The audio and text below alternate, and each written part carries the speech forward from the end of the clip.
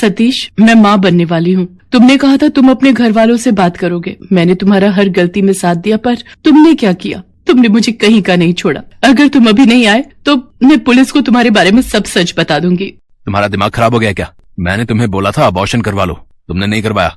अब चुपचाप बच्चा गिराने की गोलियां खा लो, वरना मुझसे बुरा कोई नहीं होगा। और तू पुलिस को बताएगी, इससे पहले मैं तुझे जिंदा ही नहीं छोड़ूंगा। मुझे छोड़ो डॉक्टर सतीश, मुझे छोड़ो। मैं तेरा गला दबाकर तुझे जान से मार दूंगा। आज तुझे मेरे से कोई नहीं बचा सकता। आखिर डॉक्टर सतीश मीरा नाम की इस नर्स को जान से क्यों मारना चाहता है? कहानी के इस राज को जानने के लिए हमें इस कहानी को 4 साल पीछे ले जाना होगा।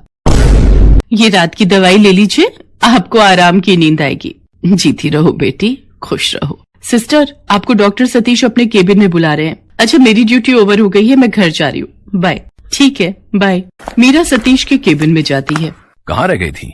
इतनी देर से तुम्हारा इंतजार कर रहा हूँ। सतीश, ये तुम ठीक नहीं कर रहे हो। इस तरह से किसी ने हमें देख लिया तो कितनी बदनामी होगी। अरे किसी को कुछ पता नहीं चलेगा, तुम बस थोड़ा करीब आओ। क्या तुम मुझसे प्यार नहीं करती हो? करती हो ना? हाँ, पर तुम मुझसे शादी कब करोगे? ऐसे कब तक चलेगा? मीरा सतीश से प्यार करती थी, पर सतीश शायद उसका सिर्फ फायदा उठा रहा था। ऐसे ही एक दिन, ओके माँ जी, ये पीने वाली दवाई ले लो। वैसे आपके घर में और कौन कौन है?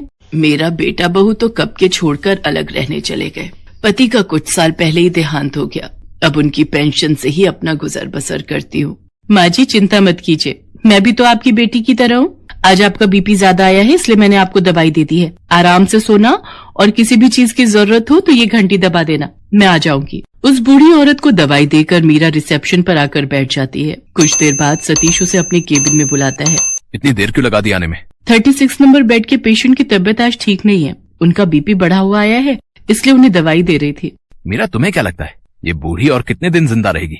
मैं जल्द से जल्द इसके शरीर के ऑर्गन निकालने होंगे। ये तुम कैसी बातें कर रहे हो सतीश? मैं कुछ समझी नहीं।